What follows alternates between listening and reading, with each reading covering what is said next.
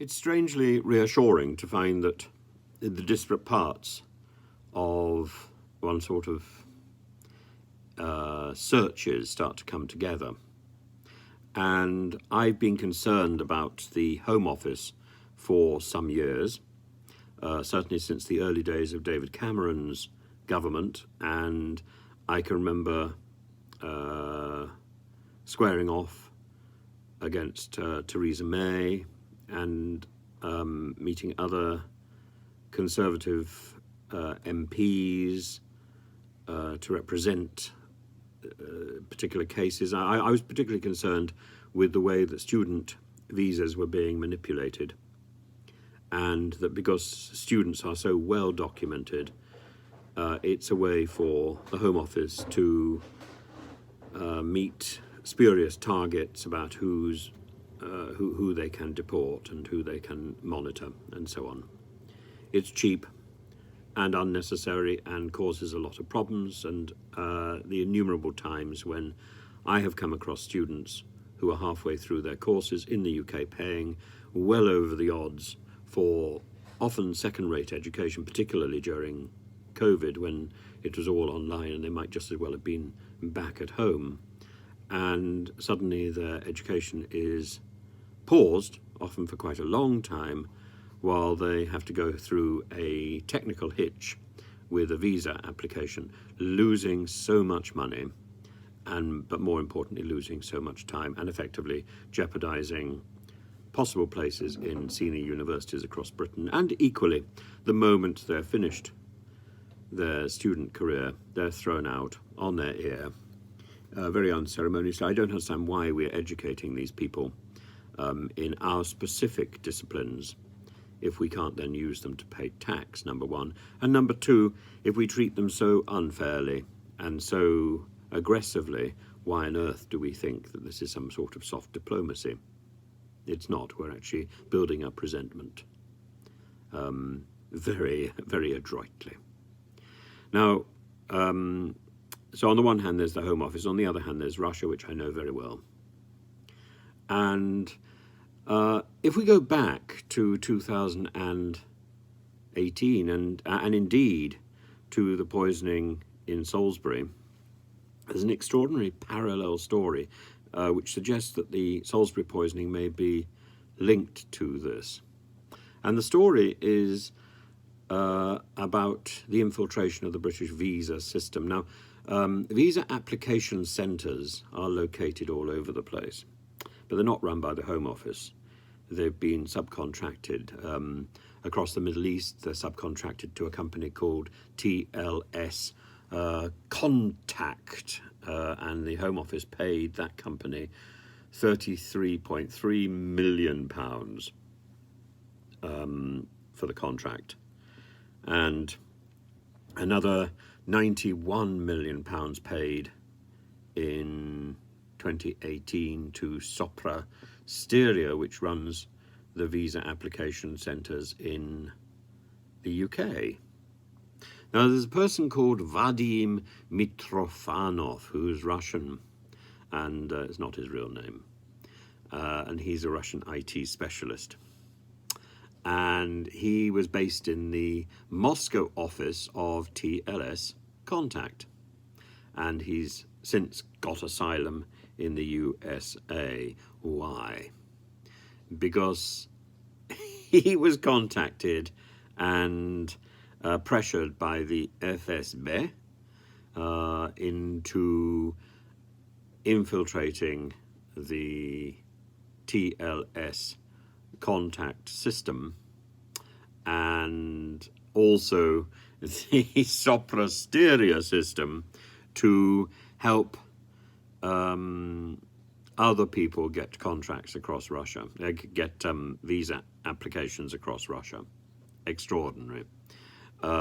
We know this is a fact because it's been well reported. The BBC did a story on this and spoke to Vadim, and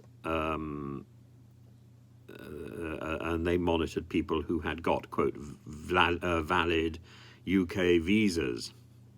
But this is a subversion of the visa system, which was put in place by Russian agents simply because our system is porous and is outsourced. We have plenty of people, plenty of civil servants, according to Jacob Rees-Mogg, who are not needed in the places where they are currently working, and they could be quite easily transferred and retrained to work for the Home Office and to do these jobs more effectively than to outsource them at great expense. We need to deal with the backlog, we need to deal with the porous systems that we've got. And Home Office staff apparently have been convicted, but we need more than that.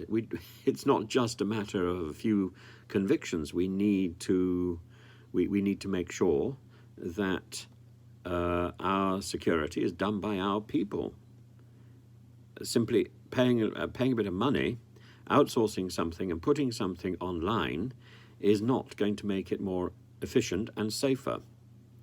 It's going to make it less efficient and less safe. And we are easy prey to large governments that are intent on subverting our systems and making our systems less effective. And so, for example, these subcontracted visa application centres, a lot of them simply don't work. You only have to look at the situation in Libya to know that for a short period there was a mobile visa application centre in Tripoli, but that is no longer in existence. So suddenly, when you see that the legitimate application system is A, subverted, and B, not even available at the point where it's supposed to be accessible, then suddenly you can see the lure of the people traffickers. You can see why there is such potency in the propaganda that is, for example, being put out to people in the north of Albania, that a flight to France and a dinghy across the channel is the preferred route. No other route is available. It doesn't matter how many times silly MPs in the House of Commons claim that this is available, or claim on television interviews that this is available for £400 or something. I think that was one of the claims one mad individual claimed. It simply isn't true.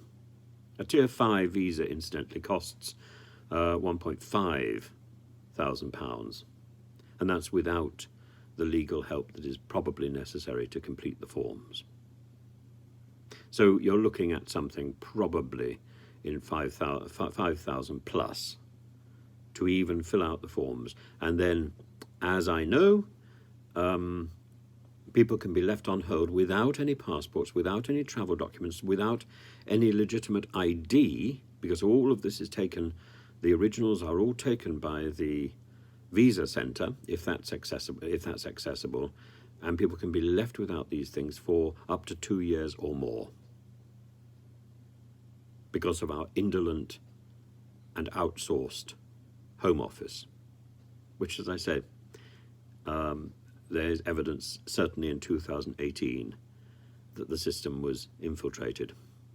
And Vadim, not his real name, is now in the USA and safe. I suppose at some point he will tell his story under his real name, but at the moment, probably he wouldn't, because he would fear a Novichok attack.